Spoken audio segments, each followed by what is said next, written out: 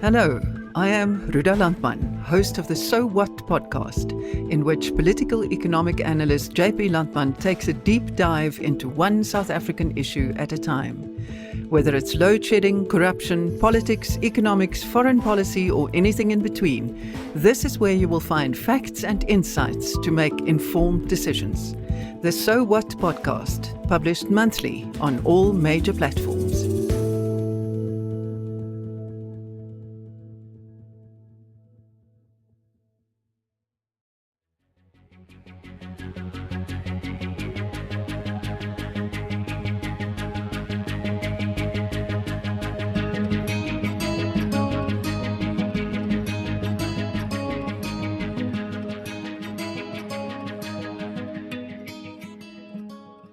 Welcome back to episode 149, The Serial Crimes of Rosemary Ndlovu. This is part 3 of this episode. If you haven't listened to part 1 and 2, go back and do that now, and then come back here. This episode is sponsored by the upcoming release movie Asphalt City. First responders are vital components of well-handled crime scenes, and paramedics are almost always one of the very first to encounter some really traumatic and dangerous situations. On the 29th of March, Asphalt City, a brand new film, hit our big screens in South Africa, which takes you deep into the underbelly of this honorable and often difficult profession. Ollie Cross is a young paramedic assigned to the New York City night shift with an uncompromising and seasoned partner, Jean Rutkowski. Each 911 call is often dangerous and uncertain, putting their lives on the line every day to help others. Cross, played by Ty Sheridan, is guided through the dark night shifts in a city clearly in crisis by Rutkowski, played by Sean Penn. Soon, their experiences start to test their relationship and the thin line of ethics they walk between life and death. Last week, we launched a giveaway on CCSA's social channels, and I've got the names of the winners for you.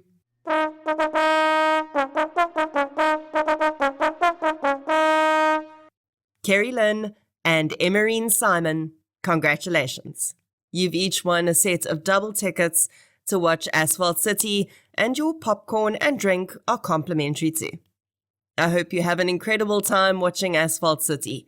If you weren't lucky enough to win free tickets, hop online and book your tickets now. Asphalt City, released on the 29th of March, and it's epic.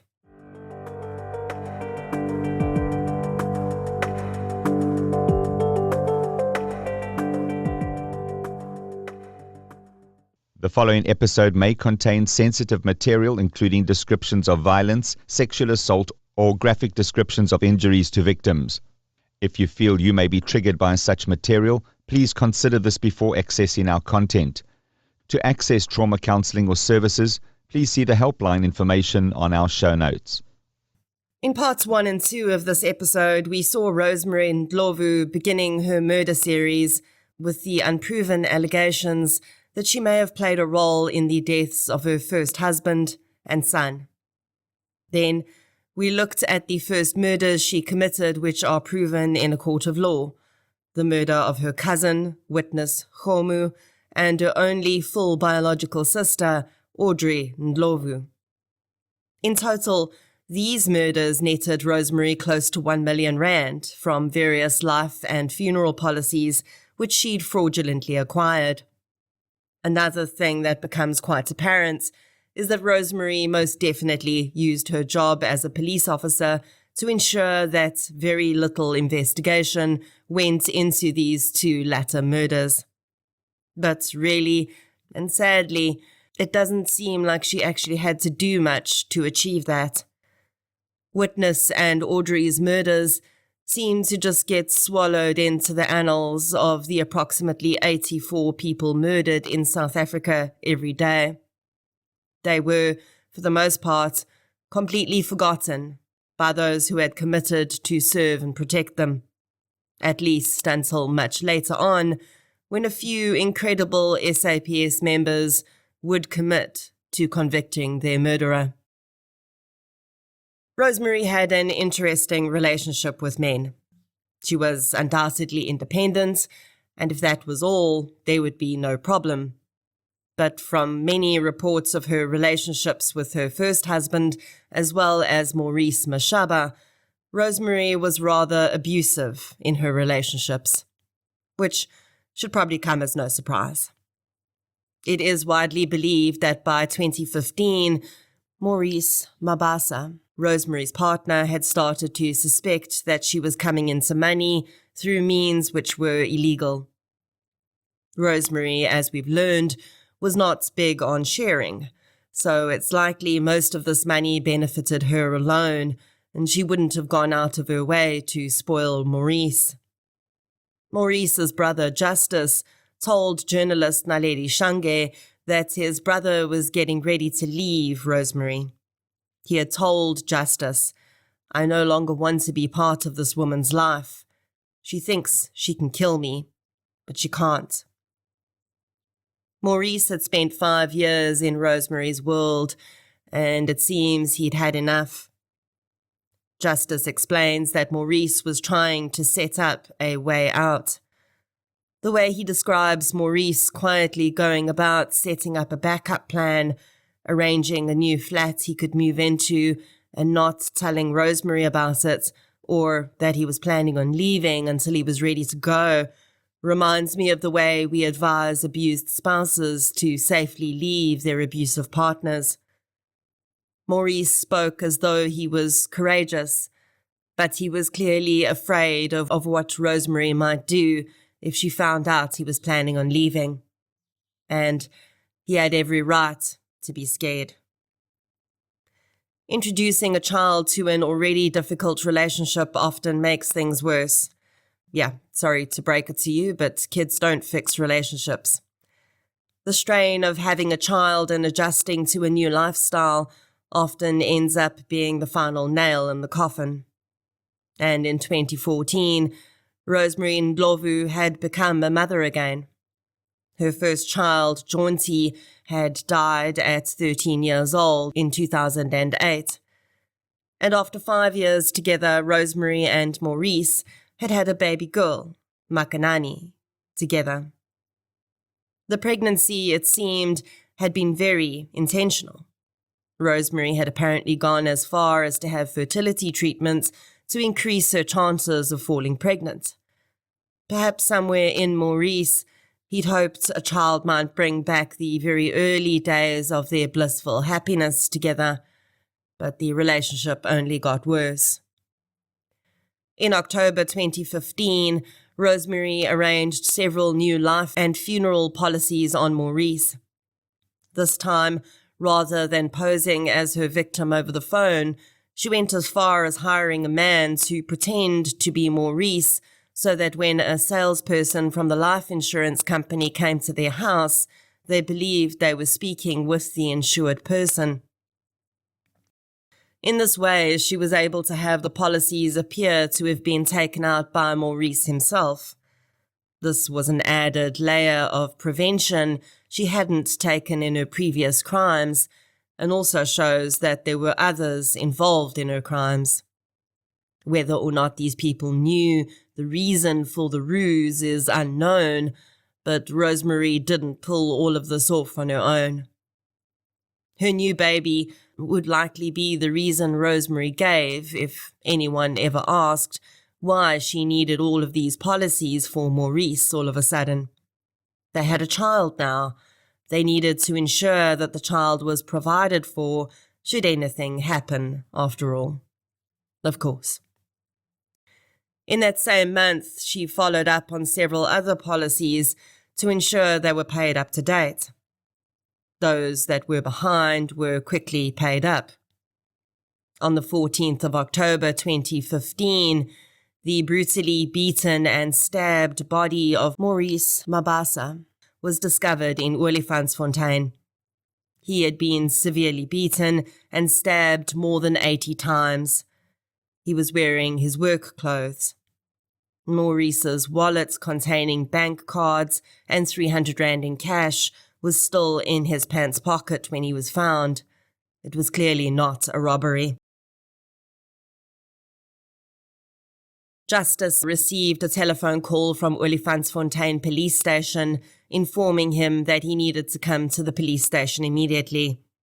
He could hear a woman screaming and wailing in the background, and he only realized when he got to the station that it was Rosemary, and his brother had been murdered. As with the other victims in Rosemary's life, Maurice's body was discovered and his case was wrapped up pretty quickly. Wrapped up, not solved. It was believed that he'd been killed on the evening of the 14th of October. The scene was really not very far from the home he'd shared with Rosemary. The scene was photographed and Maurice's body was removed. Police worked the scene overnight looking for evidence. Maurice had sometimes not come home. His brother would say that it was because he was afraid, and when that happened, Rosemary, ever possessive, would call around to his friends and family demanding to know where he was. But on the evening of the 14th, when Maurice didn't return home from work, she didn't do that. In fact, she didn't ask anyone at all if they knew where Maurice was, not even his brother. Instead, she dressed her infant daughter and on the morning of the 15th went straight to Olifantsfontein police station to report her partner missing. She opened a missing persons docket and was on her way out of the SAPS office when a pair of detectives entered. By chance, they were the same two detectives who had just been on the scene of Maurice Mabasa's murder. One of them actually had a bag of evidence with them from the scene, including Maurice's wallet and bank cards, but the bag was not see-through. And this is pretty important, because the minute Rosemary saw the two men and the bag of evidence, she fell to her knees and started screaming that her husband was dead. She would later claim that being a police officer, she knew what the evidence bag meant, and she'd put two and two together. Now, I have no idea what that means because an evidence bag and two detectives do not, in anyone's mind, equal a dead husband. But apparently in Rosemary's mind it does. The prosecutor would later point out, though, that Rosemary had very likely been watching the scene of her husband's murder and seen the two detectives there. It's the only way she could have known that those two detectives were working a murder. And the only reason she'd known where to watch would be if she had knowledge of where Maurice had been murdered. Rosemary alternatively offered as an explanation that she'd actually received a call from someone who knew her and worked at the police station to tell her Maurice was the murder victim they'd found, and that's how she'd known. She could not identify this person, though, so neither excuse really added up to much. Rosemary had become so hysterical outside the police station that it seemed she'd forgotten her 6-month-old baby was strapped to her back, and she'd flung herself to the ground. The officers had to act quickly to pluck the child from her to avoid her getting hurt. Unfortunately, none of the officers present seemed to think that this was suspicious and put it down to Rosemary being a grieving widow. Maurice's death would be the only funeral Rosemary would contribute any significant amount of money to, and I can only think that this is because it gave her a stage. She fully pretended to be a hysterical grieving widow at the funeral too. And also because the quality of Maurice's funeral would directly reflect on her, as she was his partner at the time and the mother of his child. After Maurice's death, Rosemary received more than 400,000 rand from various policies. She paid 40,000 rand for his funeral. Justice would later explain that when his brother had been murdered, That had actually been the 4th attempt on his life that year. The first had been when a knife-wielding man had attacked him in the grounds of his home as he arrived home from work one night. The man had fled when Maurice had begun to shout for help. The second incident was when a gun-wielding man had once again approached him in his driveway, aimed his gun at Maurice and pulled the trigger, but the gun had jammed and the man had run away. The third incident was inside the home he shared with Rosemary. Maurice believed he'd been drugged, and as he lay in his bed, the bed had been set alight. The fourth incident, of course, was the one that killed him, and perhaps these prior failed attempts explain the intense overkill evident in Maurice's murder. It also brings into the picture the matter of possible hired hitmen. Despite having a ton of money, Rosemary also apparently had a bit of a gambling addiction and very expensive tastes, so it was not uncommon for her to be indebted to loan sharks. She was also known to associate with men who were known criminals in the community. She would claim that this was part of her police work, but her superiors would later say it most certainly was not. We know for sure that Rosemary killed Audrey herself, but witnesses murder, that of Maurice, and others to come, were very possibly committed by hired hands.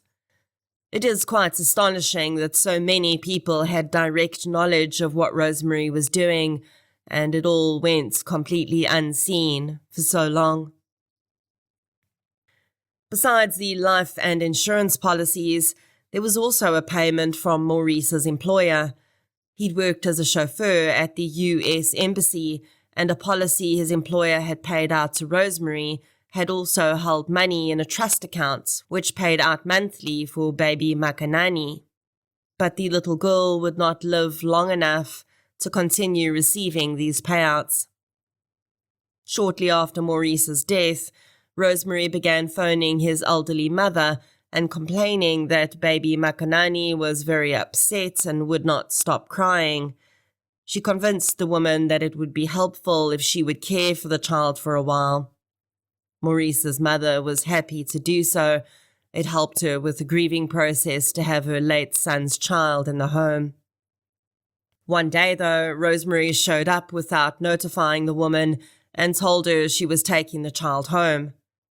The next thing Maurice's family knew, they were told that the young child was dead. Little explanation was provided for her death. Rosemary said she'd got sick and died. The Mabasa family only found out after her funeral that she'd died.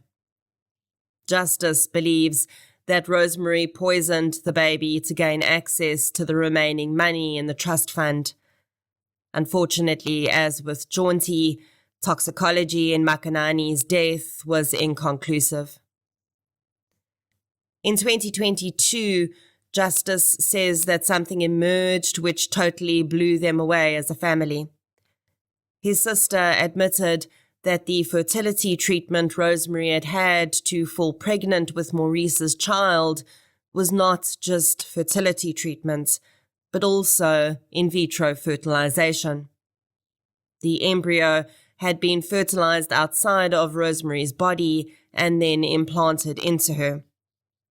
The sperm that was used did belong to Maurice Mabasa, but the egg was not Rosemary's.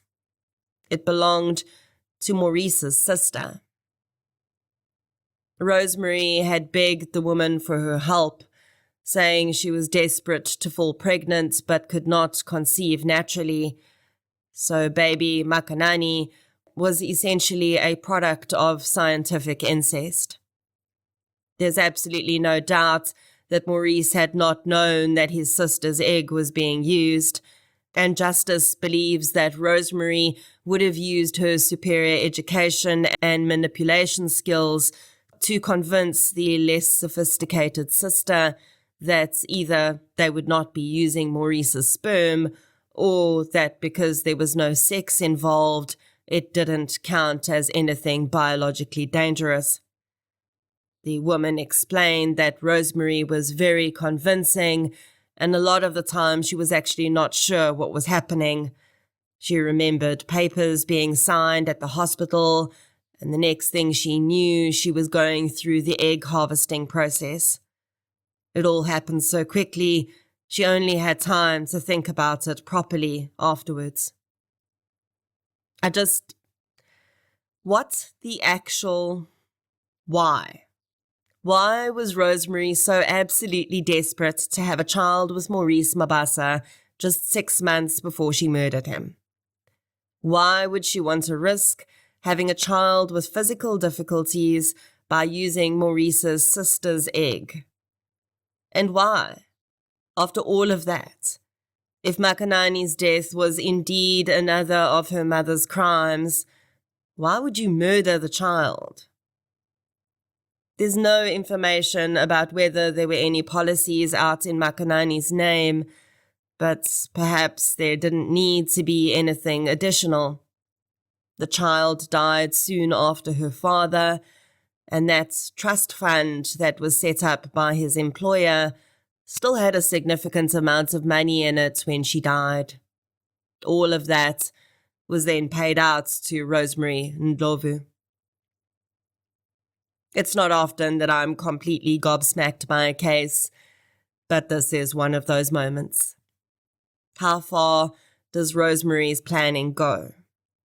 How cold is this woman? It just beggars belief. Of course, I must say that Rosemary has never been charged with or convicted of Makanani Mabasa's murder, but by 2016, Rosemary was once again a widow and a grieving mother. And if this litany of bloodlust should have sated the woman for a while, having netted close to 600,000 rand in 2 years from the deaths of her husband and daughter, that clearly was not nearly enough for Rosemary. Zanelle Mota was technically Rosemary's niece, but as far as I can tell, there was no blood connection between the two. Zanelle was from Rosemary's stepfather's branch of the family and born to a child of his first wife, so although there is a familial tie, there doesn't seem to be a blood link. But a familial tie was more than enough for Rosemary. By 2016, Zanelle was the mother of 3 children, and she was living in Johannesburg with the father of her children. It becomes clear in the disparate versions around Zanelle that Rosemary enjoys trying to make her victims look like people who were involved in questionable behavior before their deaths. She did that with Witness too. Of course, creating stories like that always helped to explain terribly tragic deaths. So there are 2 stories about how Zanelle came to be briefly living with her aunt Rosemary in 2016. Rosemary claims that Zanelle's partner had kicked her out of the house because she was an alcoholic and going on binges where she would disappear for days at a time. Her partner denies this vehemently and says that Zanelle only went to live with Rosemary briefly because she promised to help the woman gain access to an inheritance she was allegedly due. Now, whether or not this inheritance actually existed remains to be seen, but that does sound very much like a story our con woman of inheritances would come up with to lure an unsuspecting victim to what would ultimately be her death. In fact, I can just imagine Rosemary starting to phone up Zanelle quite out of the blue and planting seeds. "Did you get the money your father left you when he passed away?" she might ask. Zanelle, none the wiser, would answer in the negative. "Oh, well, that's just unacceptable," Rosemary might say. "You must come visit me. Just you, mind, not the children, and I'll use my contacts to make sure you get your inheritance." Utterly grateful and undoubtedly eager for any extra money, being a mom of 3, Zanelle would likely have immediately rushed out to her aunt's home, and she would never make it back home to her babies or partner. In a sequence of events that strangely resembles the death of Jaunty 8 years before, on the 13th of June 2016, Zanelle Mota was taken to Tembisa Hospital by her aunt Rosemary. The young woman had allegedly been struck by someone riding a bicycle. Her injuries were not particularly severe, but there were abrasions all over the woman's body. 24 hours later, Zanelle was discharged into Rosemary's care. She was supposed to take her hospital file down to the pharmacy, get some pain medication, and then hand her file in, but that never happened. Instead, the file went back home with Rosemary and Zanelle back to Rosemary's house.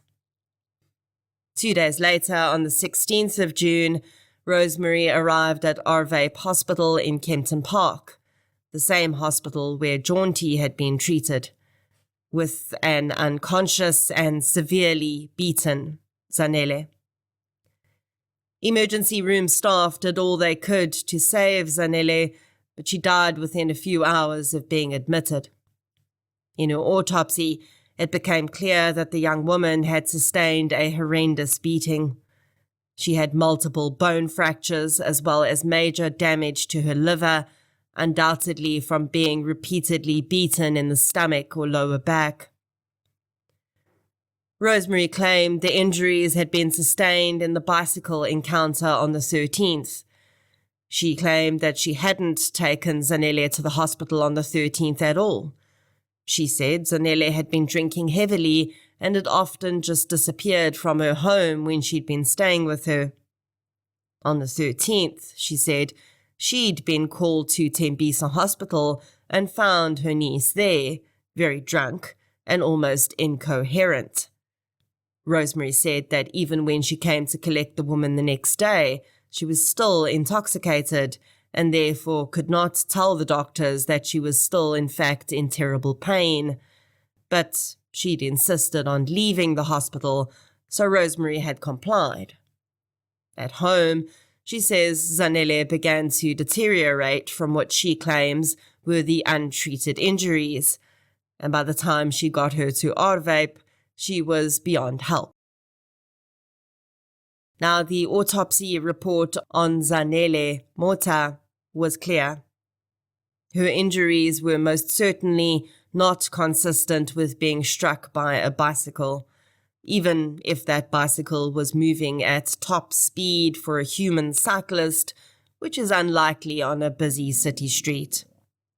In addition, Tembisa Hospital still had the digital versions of the x-rays taken, and they showed no broken bones. But 3 days later, Zanelle had broken bones. The doctors at Tembisa Hospital said that if Zanelle had had the type of liver trauma which had contributed to her death at the time they'd seen her, even if she was intoxicated, which according to them she was not, when they did a physical checkup and pressed on her stomach, she would not have been able to bear the pain that came with that action, and they would have been alerted to internal damage. It just wasn't possible that she was discharged in the same condition she died in. Rosemary, though, insisted that this is what had happened and shrugged her shoulders. Rosemary admitted that she'd had a funeral policy for Zanelle. She actually had 3. They were valued at 60,000 rand, but because Zanelle had died of unnatural causes, that amount immediately doubled.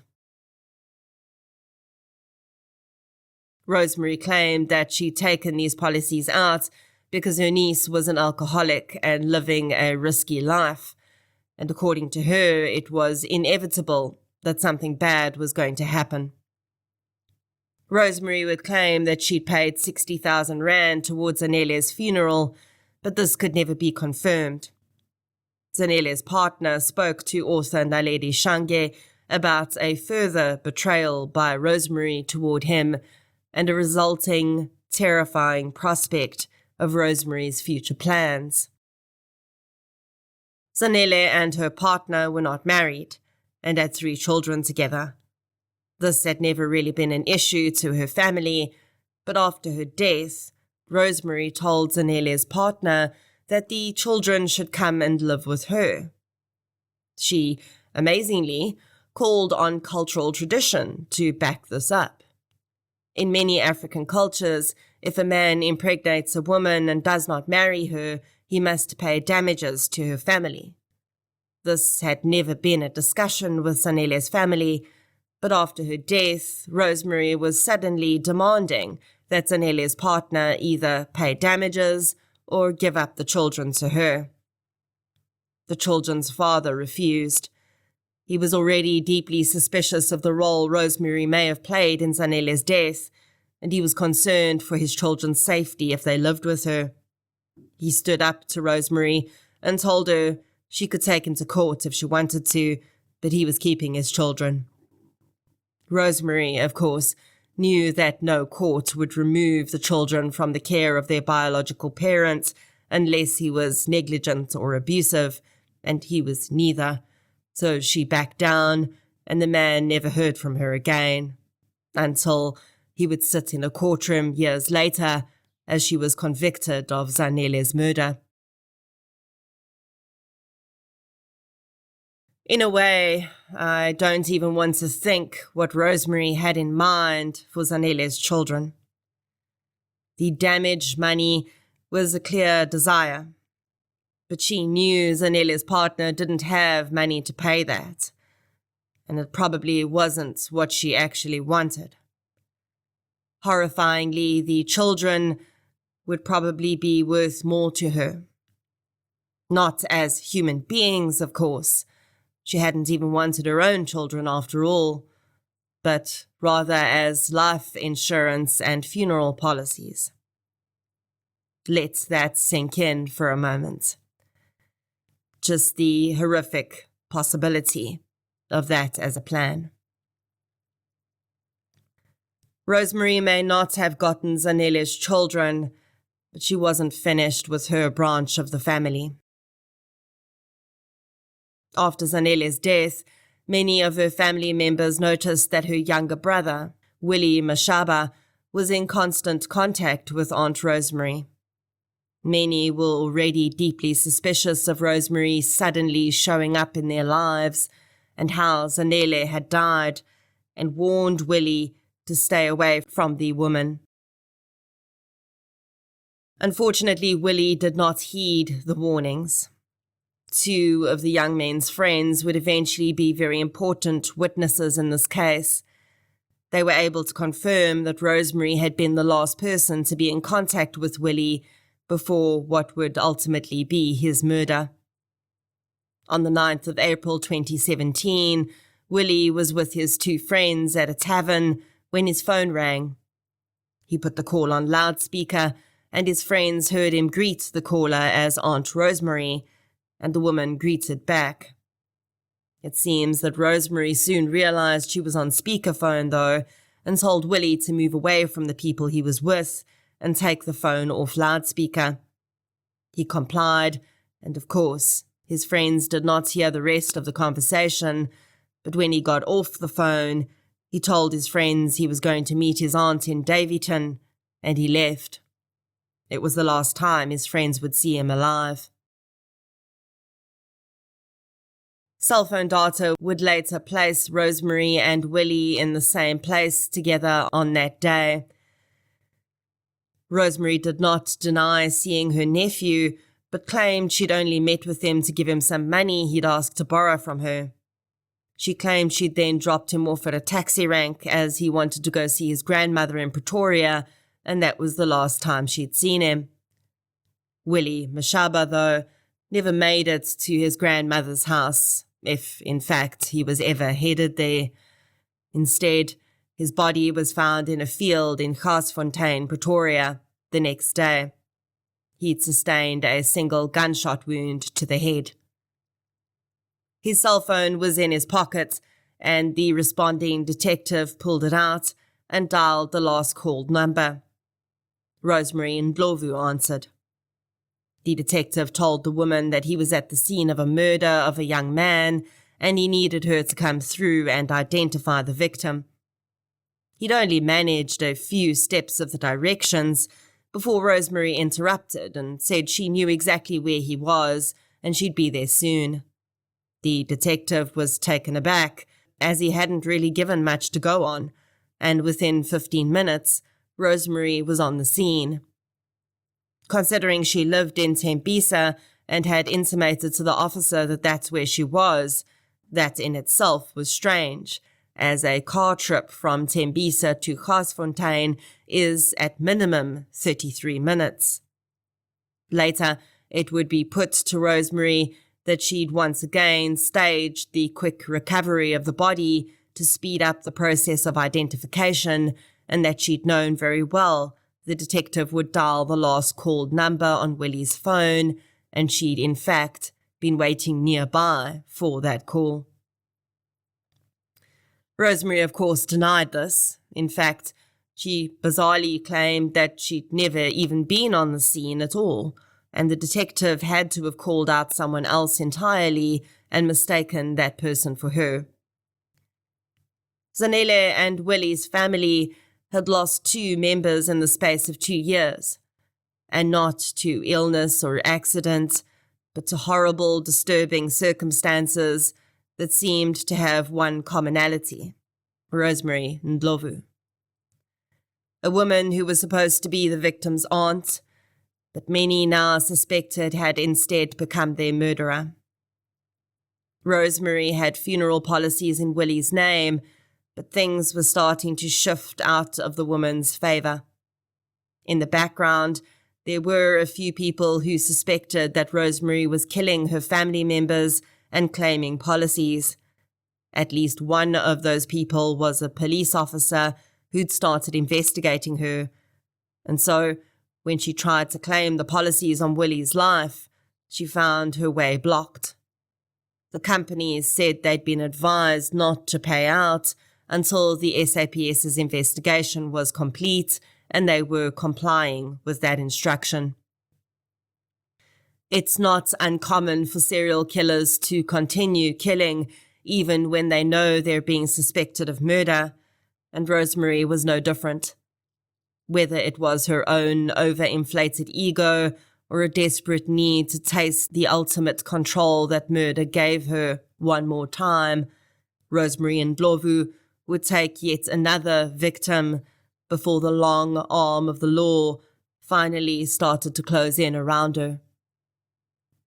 Rosemary's next, and hopefully last murder, would be inextricably linked to her second, that of her only full biological sibling, Audrey, in 2013. Brilliance Mashaba had been Audrey Ndlovu's only son. He was just 4 years old when his mother realized it was impossible for her to care for him and also work and earn money, and she'd taken him to live with his paternal grandmother in Bushbuck Ridge. The Mashaba family had said the Ndlovus had never really played much of a role in Brilliant's life. When Audrey was murdered, Brilliant was just a teenager. At her funeral, he was told by Rosemary that he should work hard in school because there was money that his mother had left for him to study. The young man was intelligent and had excelled in school, and when he matriculated, he expected his aunt would come through with the money for his studies, but he'd been ignored, and instead, his grandmother on his father's side took out a loan to help him get started with his studies while he applied for bursaries. She paid it off with her state pension. Brilliance eventually started taking piece jobs and tried to continue studying at the same time. By 2018, he had a young child with a woman he intended to marry as soon as he could afford to, but he'd also been hearing some rumors through the family grapevine about things that had happened when his mother died, and he made contact with his Aunt Rosemary. Brilliance had heard from a few people that Rosemary had come into a large amount of money after Audrey had died. He thought perhaps his aunt had spent the money his mother had put aside for his education, but he likely soon started to realize that the situation was far darker than that. By then, though, it was too late. Brilliant's grandmother and his partner said that in the last weeks of his life, the young man had become very secretive. When his phone rang, he left the room, and they eventually figured out he was talking to Rosemary. His grandmother warned the young man not to get involved with the woman, but Brilliant insisted that his aunt was helping him and everything would be okay. On the 24th of January 2018, Brilliant's Mashaba was found murdered in a marketplace near Bushbuck Ridge. He'd been beaten so severely that he was no longer recognizable.